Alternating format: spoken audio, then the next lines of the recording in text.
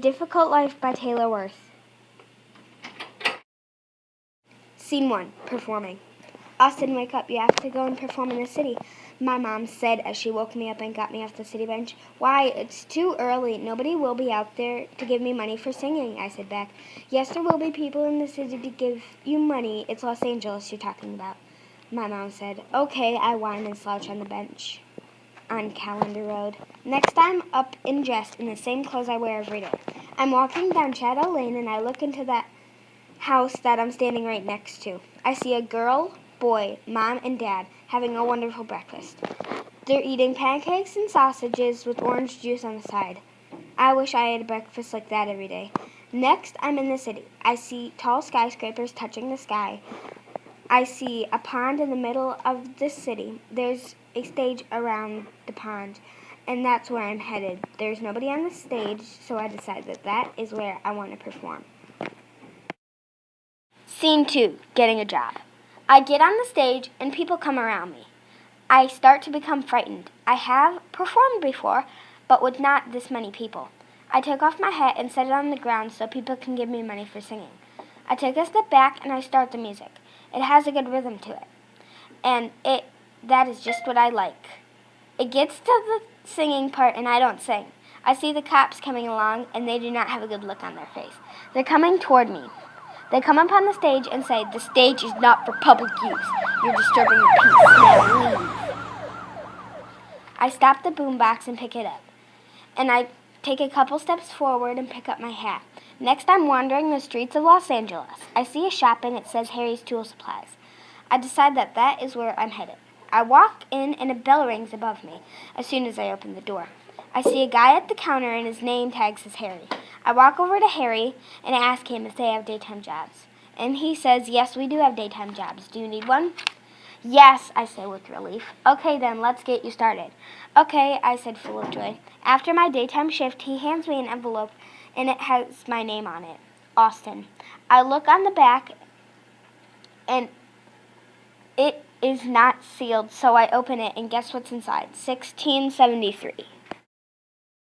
Scene 3, money. I walk home down Shadow Lane, and I look into that certain house again. I see the mom and dad putting their children to sleep. Next, I'm on Calendar Road, and that is where I live with my parents, and we sleep on benches. I find my mom and dad and tell them what happened today, and then they ask how much I made.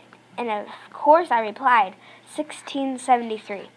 And they said, "That's good money for a daytime shift." "Please keep it," I said to my parents, and they said, "No, Austin, you keep it. You're the one who made the money." "No, Mom, please," I pleaded with her. "No, Austin, you keep it. We are not going to take your money." Okay, I whine and try to fall asleep on my bench. I wake up and I hear the birds chirping. I sit up, yawn, and stretch. Then I go to my mom's bench, and she is ill. Scene 4, being ill. I asked my mom how she became ill, and she said, "I don't know, Austin, maybe from poverty?" "No, Mom, I told you to take my money, and you refused, and now you're ill." "Take my money." "No, Austin." "Yes, take it now." Okay, if you want me to take your money that bad, then I will. Dad, go into the city and get her food, now." "Austin, I would, but how am I going to get there? It's a 45-minute walk, and we do not have a car or money to get a taxi." Next, I'm thinking I should run down to the grocery store and get Mom food so she does not become more ill. Next, I'm running down Shadow Lane, and I get to the grocery store. Now I'm in the city, and I do not know where anything is besides Harry's Tool Supplies. I go in there, and I ask Harry if he knows where a grocery store is. And he says, "Yes, there's one about 8 stores down," he said. "Then, thank you," I said in relief. After that, I walk 8 stores down, and it says Public Grocery Store. I look down on the window, and it says closed. My mouth drops open. I stand there for about a minute. Then I get back to what I need to do. I go to the newsstand, and I get a map under the newspaper.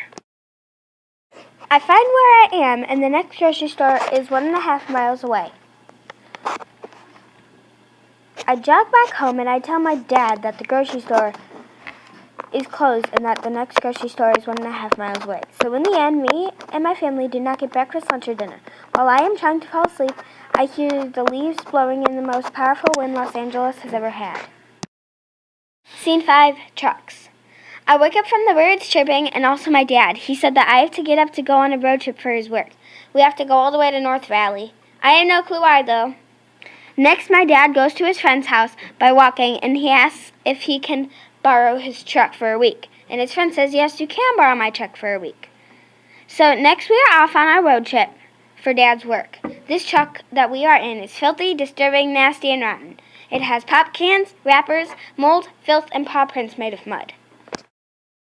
Scene 6, 1,000,000 tears. Me and my dad come back from his trip the next day, and when my dad stops the car, I flung my car door open, jumped out, and shut my car door. I sprint to my mom's bench to see if she was okay, because I did not see her yesterday morning. I think she's sleeping, I say to my dad as he comes up behind me. Sarah, my dad said. Sarah is my mom's name. Mom, I said in suspense.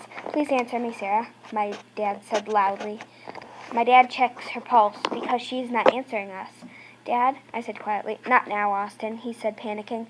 No! My dad yelled so loud I bet the whole world could hear it. What's the matter, Dad? I asked while biting my nails. Your mother has died. 1,000,000 tears come pouring down my face. I bet you didn't know how I felt that second when my dad said my mother has passed away. Scene 7, Honolulu, Hawaii. 1 year later, I think I should actually do something with my life instead of being sad about my mother. I got into the city to perform for one last time. I go down Shadow Lane and look into that certain house again. A sign in the yard says for sale. Next, it's like I blink and I'm in the city. I see the stage, but I'm not going there because I don't want to get in trouble like I did before. I go right outside Harry's Tool Supplies because there is a big space to perform. I start the boombox and I started singing. I sing all the songs on my boombox, and I feel great. I sing them until 8:30 p.m., and then I go home with $24.65. I yell for my dad, but he does not answer. I wait an hour on my bench, and then he comes home from an interview of being a doctor, and he got the job. And he said that we were going to move to Honolulu, Hawaii. Scene 8, school. Next, my mouth drops open and I stare at my father. He said that he was not playing around. He said he was dead serious. 1 year later, we have enough money to move to the house that we wanted.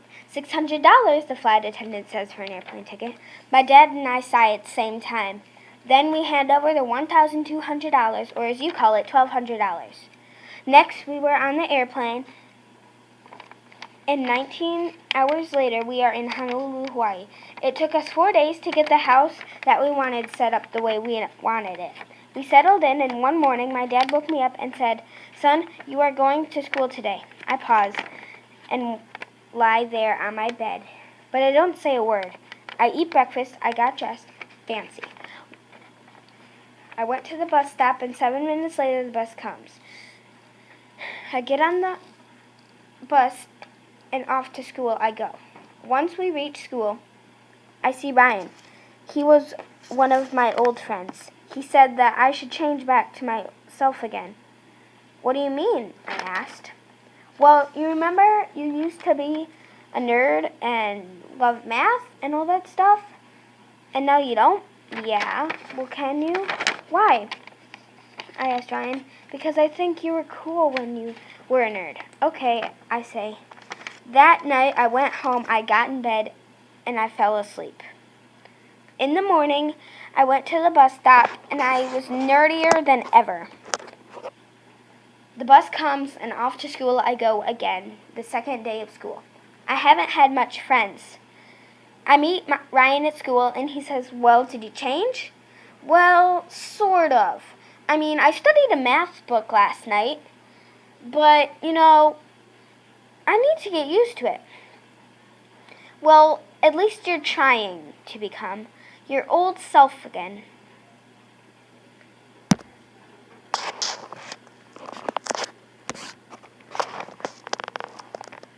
Well,